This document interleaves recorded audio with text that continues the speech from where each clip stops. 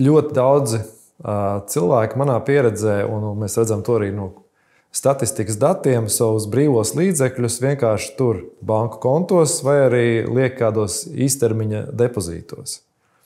Un ir skaidrs, ka ilgtermiņā tā galīgi nav pareizā pieeja, lai šo naudu vērtīgi ieguldītu. Pirmkārt, mēs dzīvojam relatīvi augstas inflācijas apstākļos, un šīs procentu likmes reti, kad nosedz inflāciju.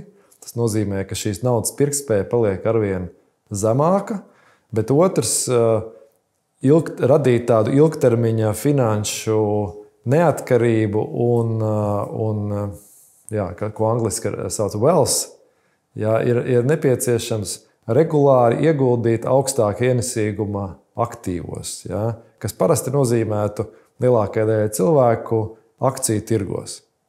Un, manuprāt, lielākais iemesls, kādēļ cilvēki to nedara, ir neizpratne, bailes, neticība, un savukārt tie, kas vēlās riskēt, tie ļoti bieži grib atrast kādas ātras pelnīšanas iespējas, kas ir, ko sauc ārzemēs get rich quick. Un praksa parāda, ka tās pilnīgi nekad nestrādā. Savukārt tie cilvēki, kas ilgtermiņā regulāri iegulda investīciju produktos, pārsvarā tie būtu akciju fondi, nopelna vidēji 6, 7, 8 līdz 9% gadā. Ir citi pat virs 10 atkarībā no tā riska profila. Un tas ir faktiski vienīgais veids, kā naudu pavairot, kā veikt šos ilgtermiņu uzkrājumus un nepazaudēt naudas pirktspēju inflācijas dēļ. Es ieteiktu sākt ļoti vienkārši. Atrast finanšu institūciju, kas piedāvā ar zemām komisijām ieguldījumus vērtspapīra fondos un vienkārši sākt ieguldīt. Labākais variants ir katru mēnesi vai pie katras iespējas reizi ceturksnī to summu, ko katrs cilvēks spēja atlikt un grib uzkrāt ilgtermiņa mērķiem. Tas ir kā vajadzētu sākt. Atgriezties gan varam pie tā, ka strādājoši cilvēki tieši Latvijā, viens no pirmajiem soļiem, kā sākt uzkrāt, ir, protams, 3. līmeņa pensijas. Jo tās padara pievilcīgākas tieši šie nodokļu atvieglojumi. Bet, ja šie limiti ir izsmelti vai grib kādus citus risinājumus, tad vienkārši iegādāties šos diversificētus plašus akciju fondus, vēlams atrast finanšu institūciju, kas ņem vismazākās komisijas par šo relatīvi nelielo summu iegādi. Jo pretējā gadījumā šīs komisijas var apēst daļu no ienesīguma. Bieži vien cilvēki domā, tagad tirgi ir dārgi, es tagad pagaidīšu, pirkšu tad, kad būs lētāk. Protams, tā ir brīnišķīga ideja, bet ilgtermiņā reti kuram ir sanācis. Pat lieliem, Wall Street spekulanti reti, kad spēja pirkt, lēti un pārdot dārgi. Un cilvēkam, kuram nav īpašu zināšanu, īpašas pieredzes un vēlēšanās pavadīt ļoti daudz laika analizējot tirgus, un visdrīzāk arī tad pieļaujot dažādas kļūdas, labākais variants ir regulāras investīcijas un tirgi iet augšā vai lejā, regulāri pērkt. Iespējams, ka tad, kad iet lejā, var nopirkt vairāk, ja ir līdzekļi. Savukārt ilgtermiņā saliktie procenti, regularitāte un tirgus atdeve būs tas, kas nodrošinās šo ienesīgumu. Ilgtermiņā vislabākais rezultāts būs regulārām investīcijām mazākā vai lielākā apjomā katru mēnesi, katru ceturksni, ieguldot kaut kādu noteiktu naudas summu, kas tikko ieguldīta sāks pelnīt. Un tādā veidā šīs investīcijas pārdzīvos gan tirgus kritumus un ilgtermiņā piedalīsies tirgus izaugsmē. Labs rīks, var atrast arī internetā daudzus, kas aprēķina, cik būs ilgtermiņa summa sakrāta, ieguldot regulāri, piemēram, 100 eiro mēnesī. Un cik 30 gados, pieņemot kaut kādu ienesīgumu, ko katrs cilvēks var izvēlēties, tie varētu būt 6, 7, 8% gadā, cik šī summa sanāks. Un lielākā daļa cilvēku būs ļoti pārsteigti, cik liela tā būs. bieži vien ir jautājumi par dažādām, kā tā saucamajām profesionāļu vidū aktīvu klasēm, ja, kas varētu būt akcijas, fiksētā ienākuma, jeb obligāciju vērtspapīri, nekustamais īpašums, zelts, izēvielas vai kriptovalūtas. Un katrai no šīm aktīvu klasēm ir savu plusu, savu mīnusu. Lielākajai daļai cilvēku ilgtermiņa ieguldījumiem noteikti piemērotākie būs akciju fondi. Tie nodrošina piedalīšanos šo kompāniju peļņā, tie nodrošina augstu likviditāti, tie nodrošina ilgtermiņā visaugstāko ienesīgumu. Nekustamais īpašums, nekustamā īpašumā var ieguldīt dažādos veidos. Jā, var nopirkt dzīvokli un to izīrēt. Arī pašam savs dzīvoklis, kas tiek izmantots dzīvošanai, ir sava veida investīcija, ja, kas ilgtermiņā var nodrošināt kaut kādu atdevi, bet tai nevajadzētu būt šai galvenajai investīcijai. Un zelts vēsturiski ir viens no ieguldījuma veidiem, kas piedod stabilitāti jebkura cilvēka portfelim. Ja. Tas var būt zelta, teiksim, fiziskā zelta veidā, tas var būt zelta fondi, tie var būt zelta iegūs kompānijas, bet tas arī piedod tādu papildu stabilitāti portfelim, ja, un kalpo kā nodrošinājums pret ilgtermiņa inflāciju.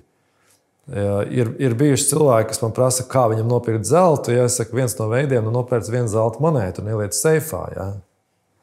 Un tas, protams, šodien ir palicis relatīvi dārgs ieguldījums. Vēl daži gadi atpakaļ tas maksāja mazliet vairāk par 1000 eiro, un šodien tas ir 2500 eiro viena šī monēta. Un tas vien pierāda, cik daudz zelts palicis vērtīgāks relatīvi pret naudas pirktspēju.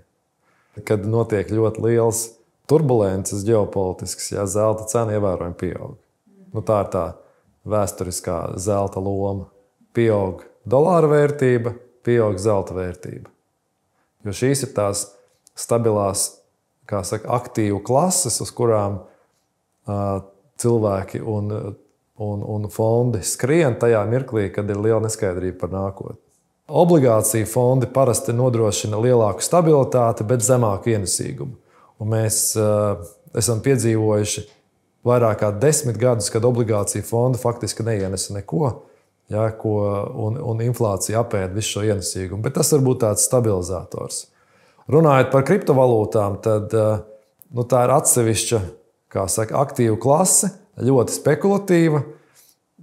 Tas ir pa lielam tehnoloģisks aktīvs vai dažādi aktīvi, kam faktiski praktiskā pielietojuma nav.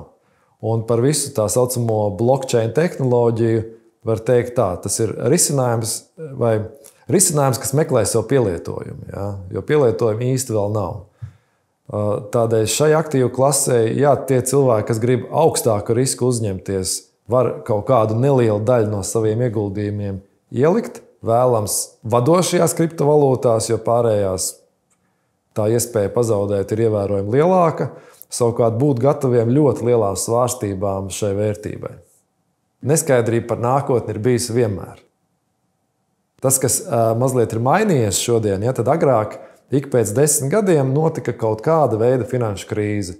To iepriekš īsti nevarēja paredzēt tieši, kur aktīvu klasi uzsprāgs. Ja, bet tā ir bijusi. Bija 90. gados tas bija Krievijas krīze, ja, kas attiecīgi norāva uz leju kopā ar Lehman Brothers un tam līdzīgiem spēlētājiem. 2009. gadā tā bija subprime vai sliktas kvalitātes hipotekāro obligāciju krīze, ja, kas attiecīgi atkal izraisīja tirgus sabrukumu. Ja. Tad bija Covid, ja, kas savā ziņā izsauca diezgan lielu tirgus sabrukumu. Bet tas, kas ir mainījies, ja, tad šobrīd lielo valstu, īpaši ASV, teiksim, centrālā banka, Federāla rezerve banka, kopā ar valdības finanšu institūcijām mēģina šīs krīzes padarīt tādas gludākas, ja, priekš dažādiem finanšu ieguldījumiem, ja, lai mazinātu šo paniku, lai mazinātu šo neskaidrību. Ja, un tāpēc tādā veidā viņas varbūt tieši vairs neizpaužas. Ja. Bet skaidrs, ka šī neskaidrība ir visu laiku, bet tas ir tas, kas ir jāpieņem ieguldot. Ja. Jo var sēdēt ar skaidru naudu, ja teiksim, kādam ir, nezinu, 1000 eiro vai pāris tūkstoši eiro, un viņš baidās no šīs neskaidrības, paiet 10 gadi, visas akciju cenas tagad tās pašas, ko viņš būtu nopircis, tagad maksā 2500 eiro, viņš joprojām sēž sev 1000 eiro, par ko viņš var nopirkt daudz mazāk, kā viņš varēja nopirkt 10 gadu atpakaļ. Tātad šī iespēja nepiedalīties tirgu ir principā visdārgākais, ko cilvēki var izdarīt priekš viņiem, vissliktākais scenārijs. Bet skaidrs, ka katram jāsabalansē ir sava tā saucamā riska tolerance, ja, vai cik. Ir cilvēki, kuri iegulda kaut ko vērtspapīros un naktī nevar gulēt. Ja. Tad viņiem nevajag ieguldīt neko. Ja. Tad izvēlēties kaut kādu sev drošu un pieņemamu savai nervu sistēmai risinājumu. Ja. Savukārt lielākā daļa cilvēku viņi var regulāri veikt šos ieguldījumus. Viņiem nevajag katru dienu skatīties, kas noticis tirgū, ja, bet skatīties uz lielo bildi. Ja mēs skatāmies 70, 100 gadu vēsturi, ilgtermiņā akciju cenas ir augušas.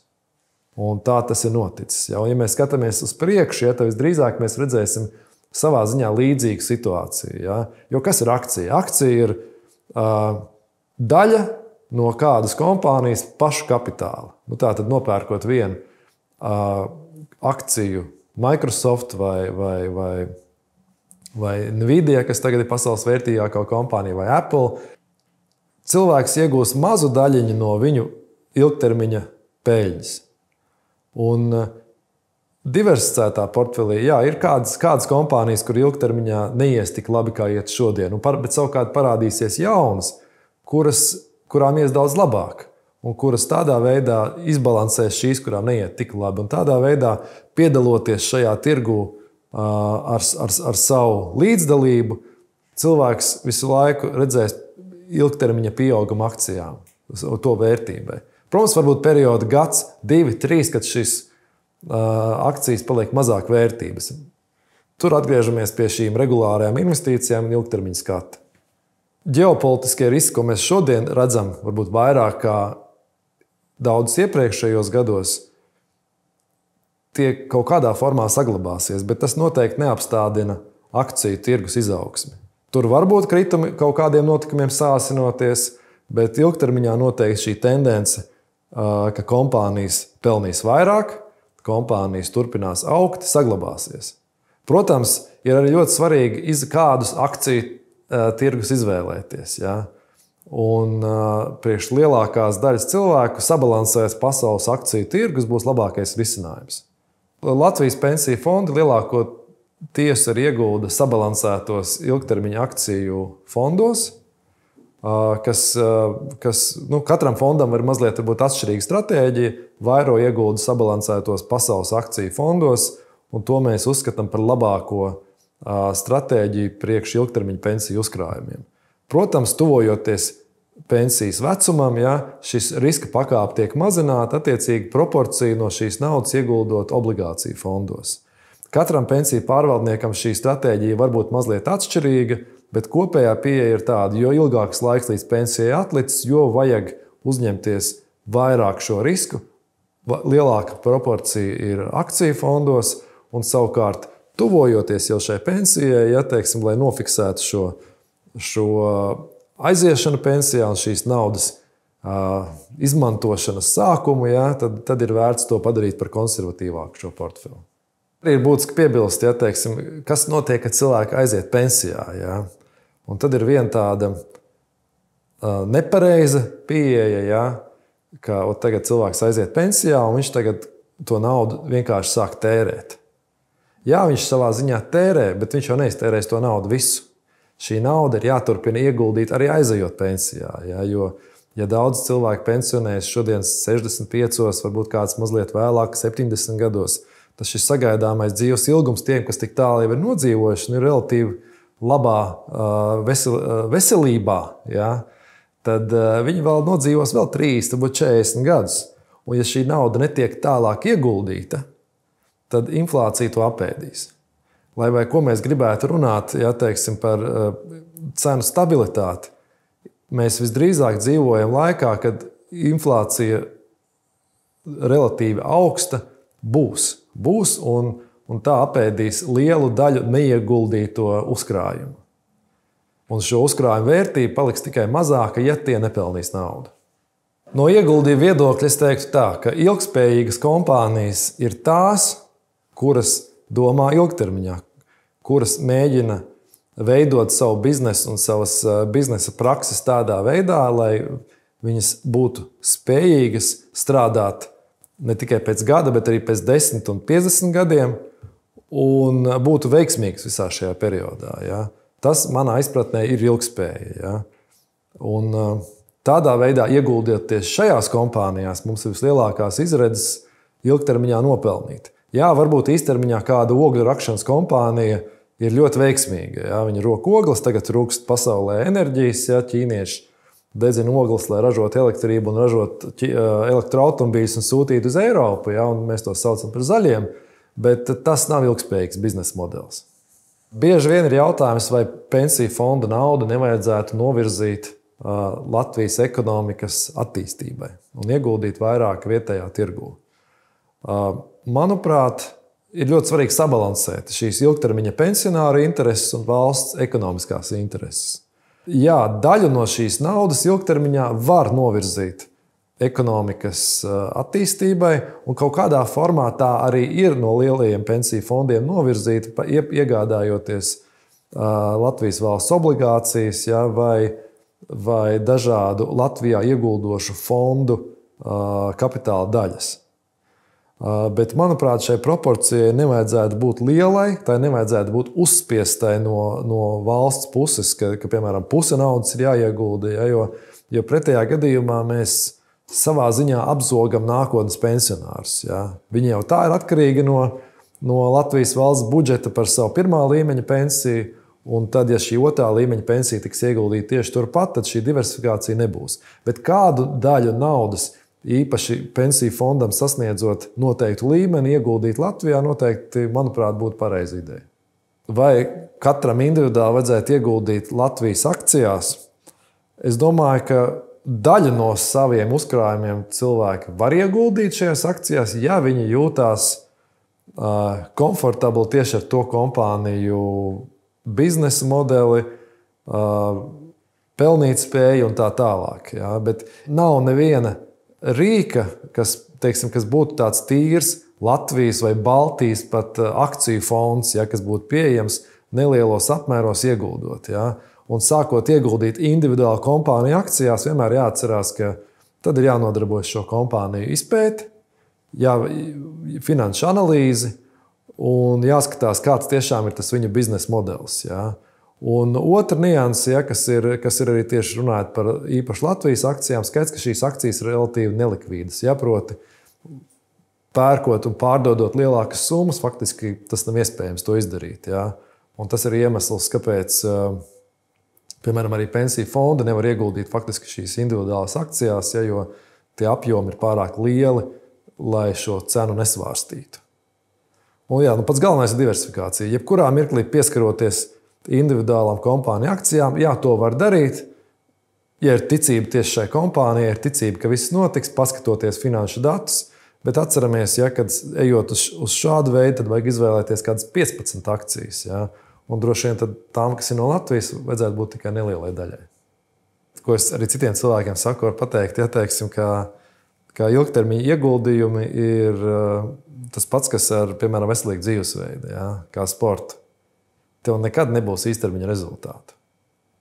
Viņi kādreiz var būt, ja, bet visdrīzāk viņi nebūs. Pa lielam tas nozīmē regulāri, patstāvīgi, sistemātiski to darīt, ja, un tad ilgtermiņā būs paši pārsteigti par to rezultātu, kā tas sanāca. Tas ir ar investīcijām, tas ir ar iešanu uz sporta zāli, tas ir ar pareizu uzturu. Ja. Viss tas ir principā salīdzināms. Viss ātrie risinājumi nekur nestrādā nevienā jomā. Kādam viņi strādā, bet tas ir loterija. Ja? Un iespēja vinēt loterijā ir ļoti zema. Kaut arī laikam kāds arī to izdara.